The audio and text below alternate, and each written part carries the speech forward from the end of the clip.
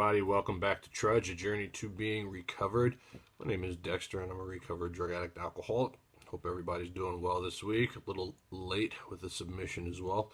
A lot going on in my life, but I'm going to get it in here before the week is over.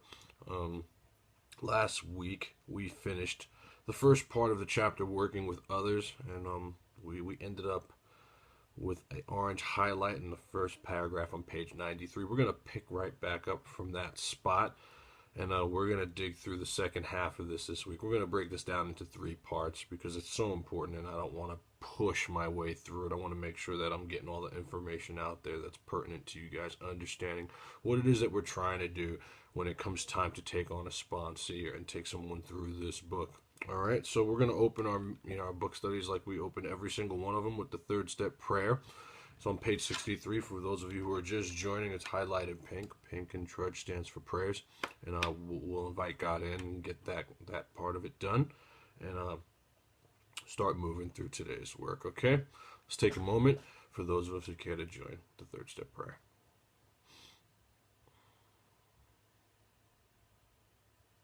God, I offer myself to Thee, to build with me and to do with me as Thou wilt.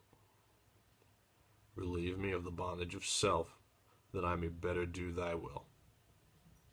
Take away my difficulties, that victory over them may bear witness to those I would help of Thy power, Thy love, and Thy way of life. May I do Thy will always. Thanks for those of you who joined in. I'm just waking up, so I'm going to do my best to try to get through this and do a good job. So, second paragraph on page 93. It's going to start off with saying, when dealing with such a person, you had better use everyday language to describe spiritual principles. So, when you have a new man or a new woman that's a prospect for a potential sponsor that you're going to take through this work, we're going to speak in layman's terms, speak in reference to principles like honesty, open-mindedness, willingness, forgiveness, stuff that everybody can understand, okay? There's no use arousing any prejudice he may have against certain theological terms and conceptions about which he may already be confused. So we don't want to talk in terms of trigonometry when this person can't really understand addition and subtraction in the grand scheme of the spiritual aspect of this program. We'll just talk to this person, in regular everyday language.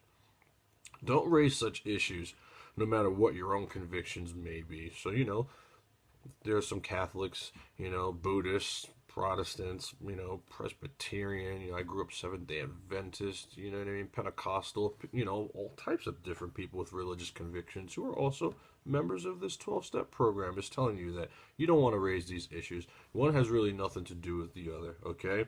No matter what. Let's just leave it right now at everyday language and talking about the spiritual aspect of the program as being the key to being recovered. It says your prospect may belong to a religious denomination. His religious education and training may be far more superior to yours. In that case, he's going to wonder how you can add anything to what he already knows. But he will be curious. And I have the words will be curious underlined because let's say, for instance, here's a guy who's, a deacon at a church, a great, outstanding member of, some religious denomination, and you're not, and you've gotten well, and he continues to be of that variety in his life, that great church-going man, and can't get well. He's going to be curious to know what it is you're doing. People are curious. People, my sponsor likes to say, people are watching you. That's why I carry my book everywhere. They're listening to what you say. They're watching what you do. If you're changing, you're having a spiritual awakening, people are noticing. They're curious, okay? So he will be curious to learn why his own convictions have not worked and why yours seem to work so well. I'm not religious. I don't believe in organized religion. I had religion shoved down my throat as a youth. I'm strictly spiritual. I have nothing against anyone who's of any religion, Jehovah's Witness, any of those. You know what I mean? Believe me, there's actually stuff you can learn from those people, if you really look at some of the principles that what these people are talking about as well. But for me, one has nothing to do with the other, and it's the same thing here, okay? He may be example of, and the rest of the sentence is going to be highlighted orange, okay? The truth that faith alone is insufficient, and it is. I could will with all my might to have something change in my life, but without constructive action, I'm not going anywhere, okay? Continuing on, orange. To be vital, and there's that word vital, life and blood, air, food, vital, the word's going to be underlined. Faith must, and those two words are going to be circled, faith and must. Anytime we see those two words, we're going to circle them. It must be accompanied by self-sacrifice and unselfish constructive action. So unselfish, that word's going to be underlined, and that's that altruism that we've been talking about since day one.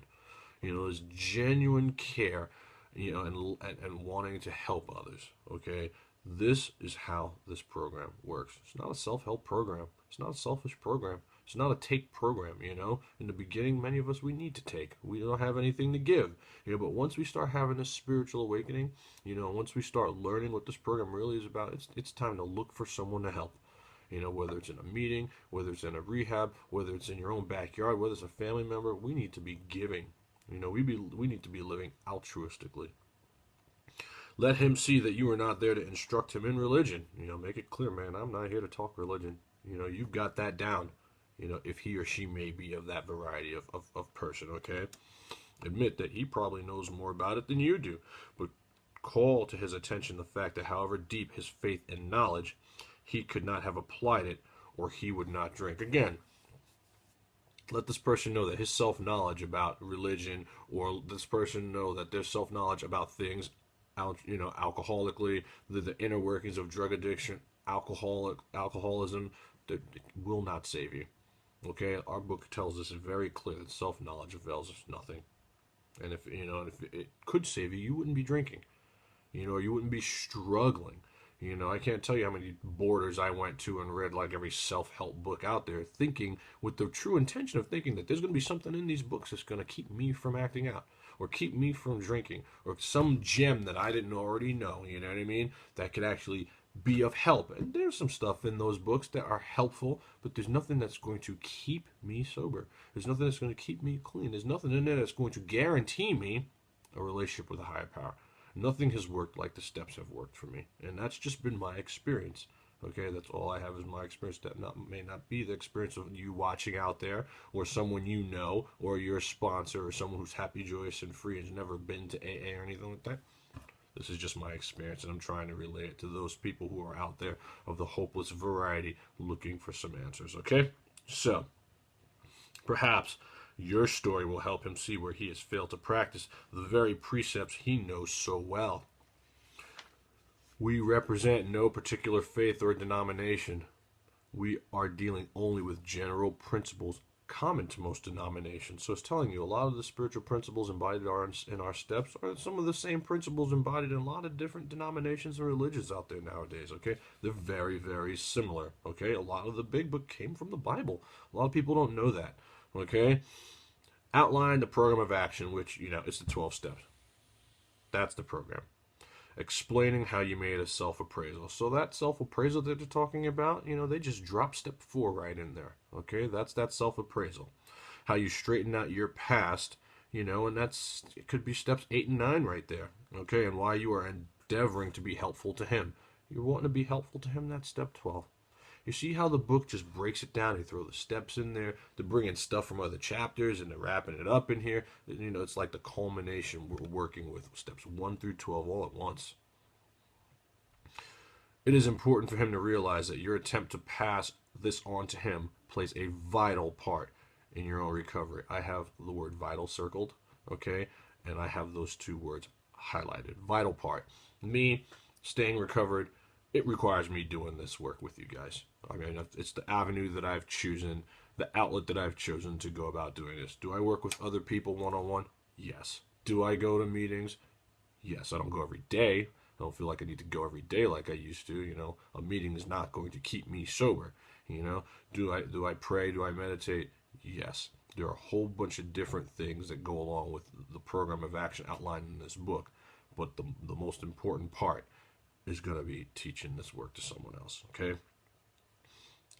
This next sentence is going to be highlighted in orange. It says, actually, he may be helping you more than you are helping him. And I can't remember how many times my sponsor said that to me, and then I turned around and I said it to my sponsors too. You know, it's like you guys are helping me stay recovered by me making this commitment to you doing this work. You know, I know that I'm gonna stay the way I am. You know, I'm gonna have a good life as long as I'm living altruistically and feeding my spiritual condition, keep making sure I maintain my fit spiritual condition. You know, it's like if I go every day to the gym and eat right, and then one day decide to not eat right anymore and stop going to the gym, things are going to change. It's the same thing here. It's no different. You know, I'm just keeping I'm filling my spiritual bank account. You know, I'm making deposits. You know, I'm making sure that I stay fit spiritually. It is just as important to me as not putting a drink in my mouth. I could never have seen that before, but I absolutely understand it now. Why? Because I was taught this book and what the original message is trying to convey to people like me. Make it plain that he is under no obligation to you, dude. You don't have to do this if you don't want to. I want no money from you. I'm not looking for something. You know, I'm not dropping a rain check on you. Looking for something later on. No obligation whatsoever. You know, the 8 conditions, and there's a solution touches on this as well. That you hope only that he will try to help other alcoholics when he escapes his own difficulties. Man, pay it forward. You know, helping others is the way to go. You know, it's like it's a very intimate and it can be at times grueling process taking somebody through the steps. You know, especially doing it the way that I do it. You know, everyone does it differently. Some people like to go a lot faster than I'm going. You know, I like to be thorough. You know, but the goal is to get you to God. But once you're there, you know, once you're feeling better about yourself and your life is changing, you know, it's like we have a sense of duty, man. We have a responsibility to turn this over to somebody else who doesn't have it, that wants it. You know, it's like, don't forget that person who helped you when they could have taken a nap or went out with their girlfriend or like they answered the phone when you were in your darkest hour. I will never forget these people, you know, and so to me, I am responsible. You know, the AA responsibility statement is very clear to me. You know, that when anyone reaches out anywhere, you know, they want the hand of AA to always be there. And for that, I'm responsible. And sometimes I'm the hand of AA, you know? So we want to know that when that person escapes his difficulties, that he's turning it over and helping someone else. I make it of paramount importance. Everybody that I work with knows that, you know, this is what I'm kind of expecting you to do. You know, I mean, I don't want to have any premeditated resentments, but, you know, a huge jump came for me when I went from sponsee to sponsor, and then I was the teacher. Boy, my recovery went through the roof. It just took a huge jump, okay? This is going to be highlighted in orange. It says, suggest how important it is that he placed the welfare of other people ahead of his own. You know, the book, it's got sentences sprinkled all over the book. You know, the constant thought of other people, what we can do to help meet their needs. What can I do to help the man who's still sick? What can we do to help, you know, just helping others? There's nothing more important. Okay, Bill was helping Bob. They helped Bill D. The 3 of them helped Ernie G, so on and so forth, yada, yada, yada. Before you know it, we had the first female alcoholic. Then we had the first 100 alcoholics. You know, we've kind of gotten away from that. You know, it's kind of gotten watered down, and people are thinking that this is some kind of self-help program where you can do this on your own. I can't find anything further from the truth in my life today. You know, without the help that I've been given, I'd be in a pine box right now. Period. End of statement. I don't doubt it. I know it is fact. Make it clear that he is not under pressure, that he needn't see you again if he doesn't want to. You know, I've sat down with people, they've wanted to consider, you know, working with me, and we laid it out, and then I never saw them again. Or I've started taking people through, and then they just one day stopped calling or decided, you know, didn't want it. That's fine. You're under no pressure to do this. If anything, and that happens to you, leave the door open. Let them know, man, hey, that's no problem. But whatever, man, you know, if I can be of any help to you in the future, you know, give me a call. You know, because that person is not ready, but there's always someone who is ready. You know, maybe you can help that person. Or, you know, what had happened to me is that, you know, I needed some help. I needed some downtime, you know, and I took that time and did something nice for myself. You know, it's like I can't just continue to give if I'm not giving to myself too. So there's a fine line and a balance that comes when it comes down to working with others. You know, I used to have 6, 7 sponsees and no time for me. You know, it's like that's not what God wants for you. You know, it's spiritual principles in every aspect of our lives, but we can't give to someone if we're not taking care of ourselves, especially taking care of our homes, our own families, okay? So, you should not be offended if he wants to call it off, for he has helped you more than you have helped him. I used to get so mad. I used to call my sponsor pissed. People were late, calling, not calling, just not showing up. And I'm just like, what's up with these people? You know what I mean? And she would say that same thing to you. It's like, don't worry about it. You know, you stayed sober that last hour, didn't you?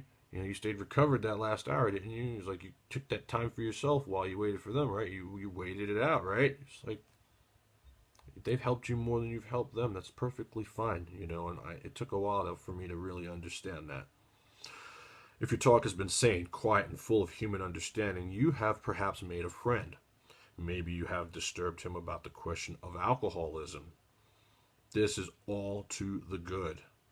The more hopeless he feels, the better. He will be more likely to follow your suggestions. You know, the gift of desperation, I could never have seen it as being a gift until I was placed in that position where I would do anything to get well.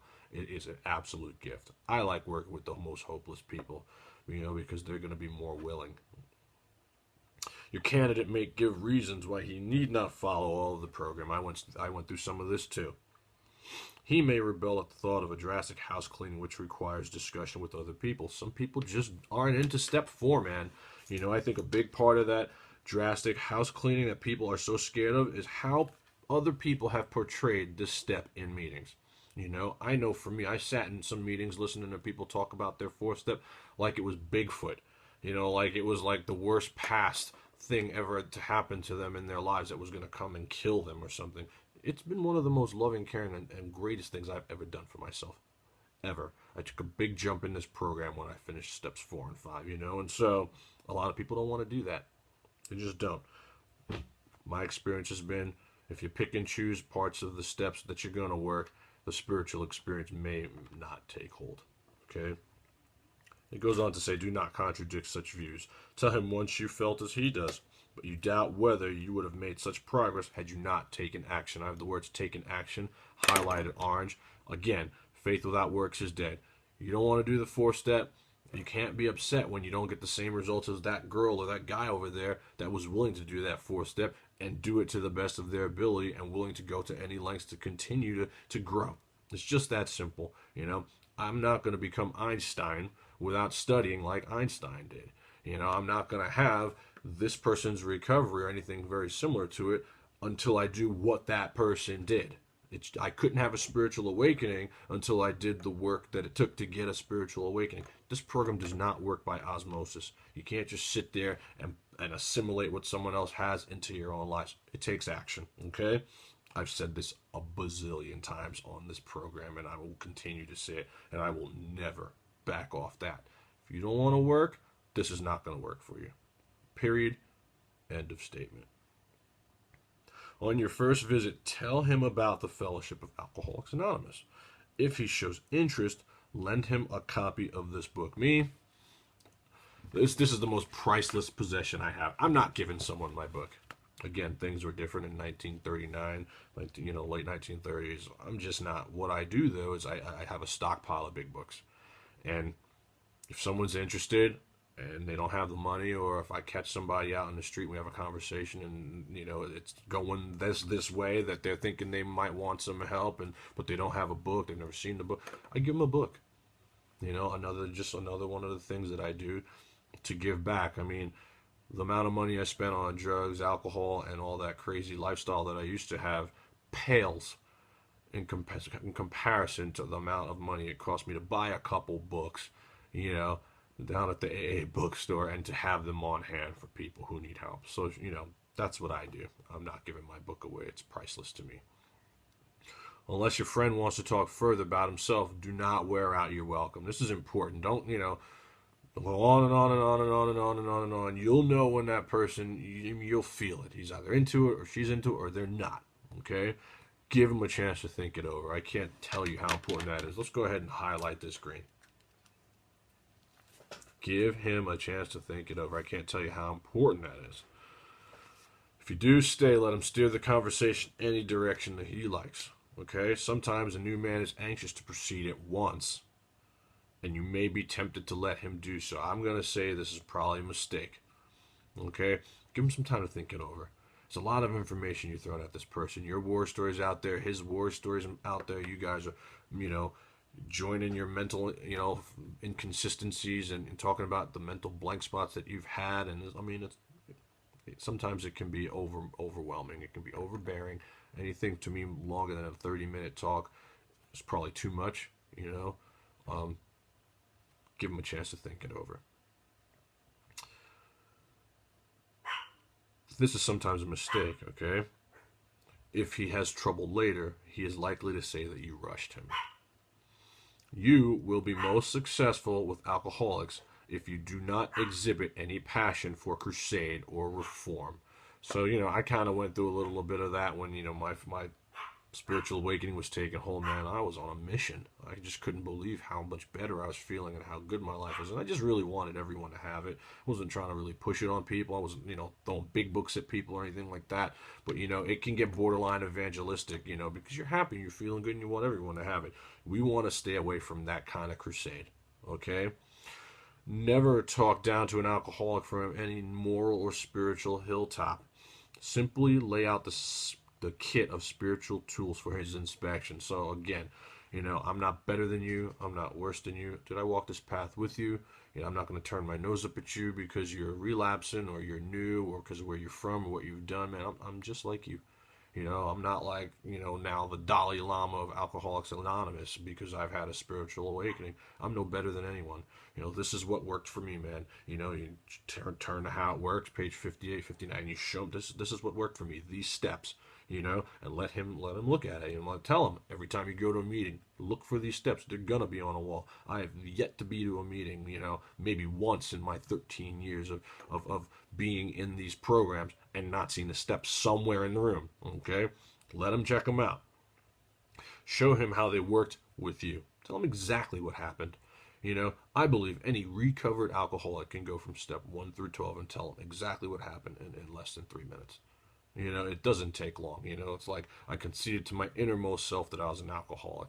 God became everything, and he was never nothing. I turned my will and my life over to the care of God as I understood him. I made a moral inventory, searching and fearless, and shared it with my sponsor. I laid out my defects of character. You know, I asked God to remove them. I made a list of my people I owed amends. I made the amends. I continued to take personal inventory and bookend it with prayer and meditation, and now I'm out there helping other alcoholics. Less than 3 minutes. It's just that simple. Lay it out for him. This is what happened. You can get long-winded and go into detail, but let him know that really it's just that simple. Okay? So, offer him friendship and fellowship. Tell him that if he wants to get well, you'll do anything to help. You know, I mean, how cool is that? If you want to get well, man, I got you, you know? I mean, and if you don't, that's fine too, you know? Just know, here's my number, you can always call me, you know? I'm busy, I'm a busy guy, you know, but I'll always get back to you. You know, I will never not get back to you. You know what I mean? I'll do anything, I'll match your intensity with my own. You know, that's what I tell my sponsors. I'm like, you want to be fired up for this thing? And you want, I mean, I meet with someone at 8 a.m. in the morning on Saturdays. I mean, that's like the one day I have to sleep in, but that's like the one day that person can meet. And so that's what we do. Why? Because I would have met somebody for a drink at 8 a.m. I'd have met somebody for drugs at 8 a.m. And I definitely would have met somebody for sex or gambling at 8 a.m. So why is this it's no different? You know, I'm just going to meet you and I'll do anything I can to help, you know. Tell him if he wants to get well, you will do anything to help. There's that altruism again, okay? We're batting 1,000 with this altruistic way of living. Believe me. God takes care of you. You help take care of others. You know, just keep it going. We just keep it going. And this is how this program grows. And this is how it was intended to be. None of this take, and then run out the back door when the meeting's over, okay? If he is not interested in your solution, if he expects you to only act as a banker for his financial difficulties or a nurse for his sprees, you may have to drop him until he changes his mind. Well, I believe there's all kinds of different kinds of sponsorship. There's pamphlets on it. There's books written on it. You know, I think there's good sponsorship. I think there's piss poor sponsorship. Look, I'm not going to be anyone's therapist. It's just not what I'm going to do. You know, I'm not going to have you call me 5 times a day. You know, and this is not to bash how anyone else runs it. This is how it works for me. You know, you're asking me to take you through this book. That's what I'm going to do. I'm going to teach you what I know. I'm going to teach you everything I know. I'm going to show you how it worked for me, and that's what we're going to do. We can talk about your problems. You know, we can mix some of that in, but it's going to need to be solution based. You know, I used to call my sponsor with this problem and this problem and this problem. And, you know, she would just say, well, have you prayed? You know, because I can't fix you. I can't fix your problem. You know, God can. You know, and she would give me advice, or when this happened to me, this is what I did. But did you pray? No, I didn't. Well, call me back later. Get right with God and call me back. You know, showing me that this is about God. You know, remember, we've placed ourselves beyond human aid. You know, and it might sound crazy to think that, you know, I'm not just going to sit there and listen to you whine about your finances or complain about why she doesn't love you. That's, to me, that's not sponsorship. That's therapy. I think we've got enough therapy going on mixed in with the original program of Alcoholics Anonymous to the point where it's almost inconceivable at times that people are staying recovered. You know what I mean? We need to get back to the book. And for me, this is how I was sponsored and what works for me. And again, I'm not bashing what anyone else does. This is what I do. You know, if that's working for you, dude, God bless you. It didn't work for me. I had a sponsor I called him like 5 times a day. And at the end of it all, I still went and acted out. Okay? No human power can fix you. The book is clear. It says God could and would. And I'm so grateful that my sponsor smashed that home. Called with this problem, with that problem. No, Dex, I'm working. Did you pray? No, I didn't. Call me later. Pray. Call me later. Get right with God. Get in tune with your higher power. Call me later. And it just wasn't, I wasn't used to getting in tune with my higher power. You know, it wasn't, I never led my life via a power grid in myself. It was always conditional. Okay? I think you guys understand where I'm trying to go. So, this he may do after he gets hurt some more. If he is sincerely interested and wants to see you again, ask him to read this book in the interval. After doing that, he must decide for himself whether he wants to go on. Hold on, guys. My dog's barking.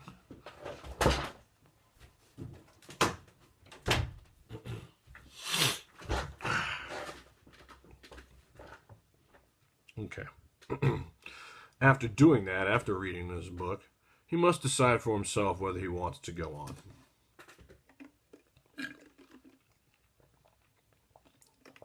He should not be pushed or prodded by you, his wife, or his friends. This isn't going to be important. It's going to be highlighted orange. If he is to find God, the desire must come from him. You can't scare an alcoholic into finding God. You can't push an alcoholic into finding God. You can't push a drug addict into doing something they don't want to do. It's going to have to be something that they want to do. Okay, so, you know, I had a hard time reading this book.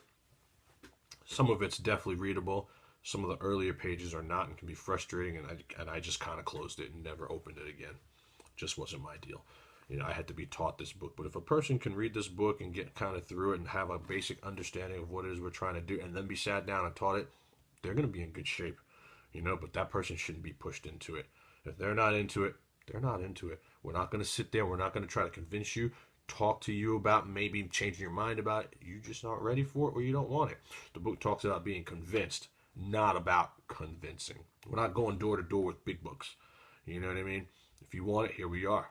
I'm convinced. I know this works for me. Nothing else has worked the way this works. My life is infinitely better. I'm doing things I never thought I could do. I feel great all the time, even in the worst of times. This has been the roughest year of my life. You know, diagnosed 2 diseases. You know what I mean? Moved 3-4 times. Lost a girlfriend. You know, it's just like, I mean, we can go on and on and on. I'm here to tell you, like, I feel better than I've ever felt. Ever. You know, so this absolutely works. Last paragraph on page 95, if he thinks he can do the job in some other way or prefers some other spiritual approach, encourage him to follow his own conscience. We have no monopoly on God. The words no monopoly are going to be underlined. So that's telling you, man, if you want to go to church and try to stop drinking, you want to sit on the ground and do a sweat lodge, you know, EMDR, quantum touch healing, psychotherapy, you know, electric shock therapy, you know, whatever. You know, you want to move to Alaska to get away from alcohol. I mean, if you think that stuff's going to work for you and you want to try it, go for it, man. We're not telling you this is the only way that it could work. It's like big book or no way. I mean, that's no. Some people don't need this. You know, some people it works for them other ways. I've seen some people that have just never just stopped drinking. I don't know how happy they ended up being, but that's none of my business. Okay? It says, We merely have an approach that worked with us. And that's what I've got. I've got an approach that has worked for me better than anything has worked in my entire life. I mean, I feel great, guys. I do. And I want you to feel great. That's the thing. It's like, it's genuine. I really want you to feel great too. And that's why I do this. But point out that we alcoholics have much in common and that you would like, in any case, to be friendly. Let it go at that. That's it. Okay? Page 96. Do not be discouraged if your prospect does not respond at once. Definitely not, man. Again, it took me 11 years to come to this decision, okay? Search out another alcoholic and try it again. You are sure to find someone desperate enough, and the word desperate is highlighted orange, okay, to accept with eagerness what you have to offer. And that's why I like going to meetings and sharing the hope, because there's somebody in there that needs to hear that hope, that wants to stop, that wants to get well, and there it is. I can't think of a better place to find prospects to be sponsees than in AA meetings or NA meetings. Okay, there's just nowhere better. Okay, we find it a waste of time to keep chasing a man who cannot or will not work with you. It's like chasing after a girl that's not interested in you. Dude, she's not going to be interested. Let her go. Stop wasting your time putting it into someone who ain't interested and put in someone who is, because there's someone out there that is. Okay.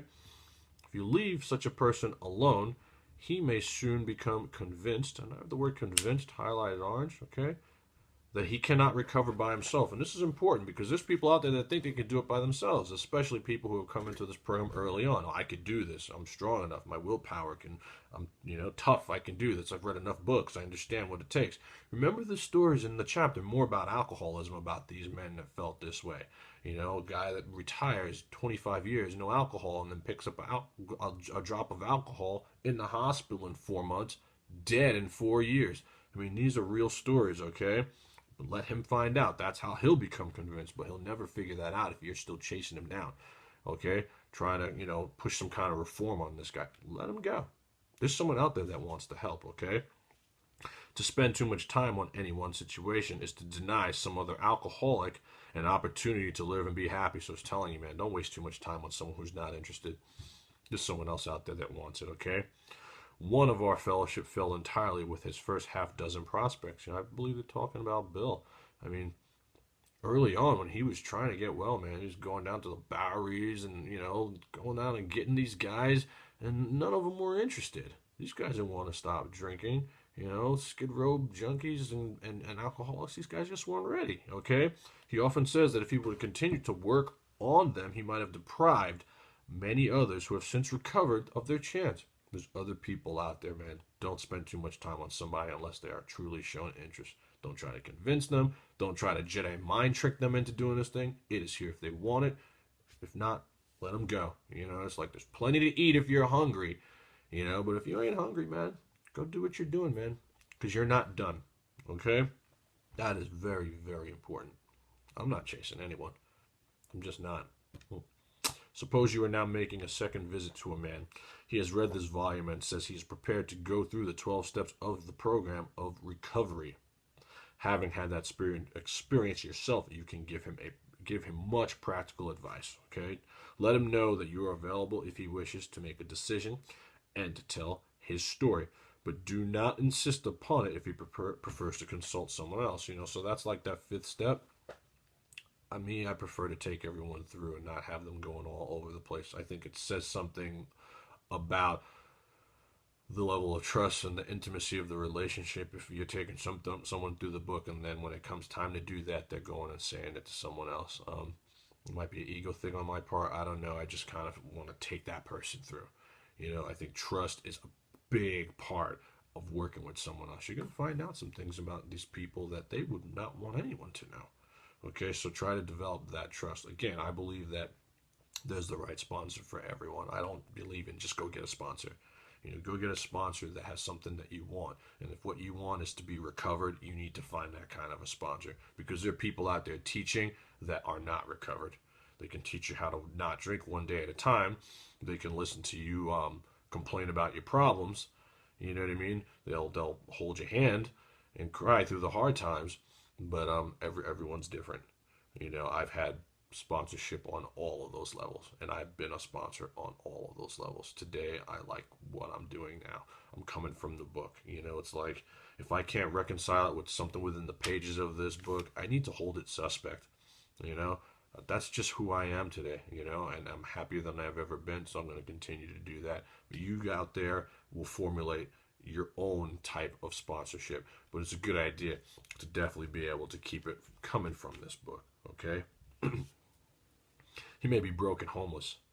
If he is, you might try to help him about getting a job or give him a little financial assistance. I try not to give money. That's just me. If I give it, I know I'm not expecting it back. You know, I've helped people get jobs. That's the kind of financial assistance I'm willing to give.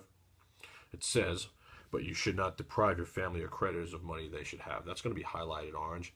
You know, here I am with all the debt that I'm in. I mean, filing for bankruptcy and all kinds of other madness, you know, around my finances from the dereliction of my past. It's like I shouldn't be giving money to anyone. You know, if I should be giving it to anyone, it's the people I owe money to. Okay, the book's very clear on these things. Perhaps you'll want to take the man into your home for a few days. Be sure to use discretion. Again, this is one of those things where, you know, the decades between the inception and the publishing of this book and now are different. You know, me, I'm very particular about my home and who I let in it. If I do let somebody in, definitely want to be discerning if this is a good idea or not. You know, Bill, Bob, those guys took plenty of alcoholics into their homes. You know, I'm not saying I'm not willing to do it, but I would choose against it if I could. You know, and if I could and it was someone I trusted, I would do it. I would. You know, I'm willing to do anything to go to, you know, keeping my program, but absolutely use discretion. Okay, be certain that he is welcomed by your family and that he is not trying to impose on you for money, connections, or shelter. Permit that and you will only harm him. You will be making it possible for him to be insincere. You don't want to enable somebody. A lot of times people think enabling means just putting people in a position to drink or drug. There's more to it than that. You may be aiding in his destruction rather than his recovery. There it is. You know, if we're trying to help people, we got to do what it's going to take to help them, not hurt them. Never, the word never, underlined. Okay, never avoid these responsibilities. Just don't.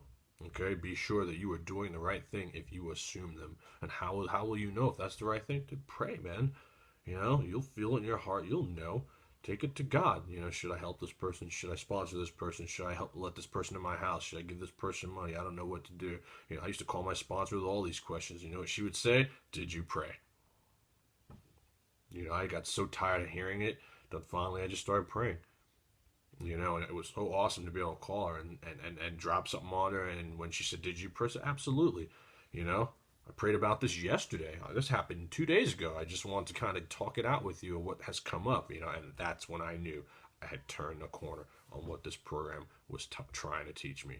No human power can solve my problems, but spiritual experience can. Spiritual principles can. You know, relying on God and not on others absolutely can. Every single time. It may not always be the answer you want, but more than likely it's going to be the right answer. And it'll be what you need at the time. That's been my experience, and that's been the experience of thousands of people who have recovered over the decades since the inception of this, you know, this publication. So never avoid these responsibilities. Be sure you're doing the right thing if you assume them. This is going to be highlighted orange through the end of the next two sentences. It says, helping others is the foundation. Okay, the word foundation is going to be underlined. It's the foundation stone of your recovery. It's telling you it's the rock. It is the concrete part of this program, is helping others. Okay, not prayer, not meditation, not going to meetings like people are being told nowadays that meetings are going to save you. Oh my God, I need to go to a meeting every day. No, you don't.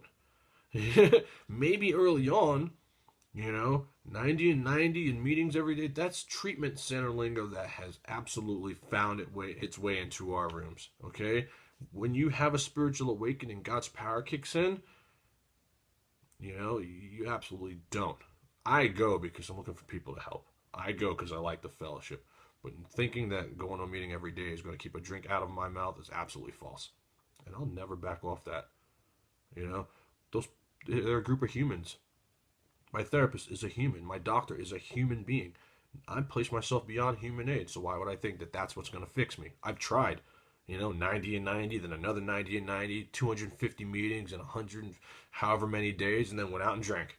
Okay, so I proved it to myself. Okay, it says the foundation stone of is helping other people.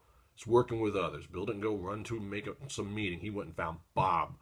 The two of them went and found Bill. Let's not forget our history. Many men and women died to bring us this information. We need to treat it as gold, okay? It works when it's followed. So, a kindly act once in a while isn't enough. It's just not enough to do something nice for somebody every now and then, okay? It says you have to act the Good Samaritan every day if need be. And I'm totally fine with doing that today. I never was in the past, but today I do it and I feel great, and it's what works. So all that's going to be highlighted orange. And my friends, we are going to conclude today's program at that point. We're at the top of page 97. Next week, no matter what, we're finishing this chapter, no matter what. I don't like breaking it up into more than 3 weeks, okay? As always, it's important to go over this work, especially right now if you're in a position where you're looking to sponsoring early in this program and not sure if this could work for you, or I'm not sure if I can sponsor, the confidence is not there, whatever it is. I mean, brushing up on this stuff can never, ever hurt, and it's just very clear, and so I hope everyone's families are doing well. I hope you're enjoying your summers. I'm busy. I am absolutely slammed with life, but it is a good busy. All good things are happening to me, and I feel fantastic. And I hope you do too. Once again, my name is Dexter. I'm a recovered drug addict, alcoholic. That's enough for Trudge for this week. Thanks for allowing me to serve. Remember to pay attention, pay it forward, and rely on God, not on others. I am signing out. Namaste.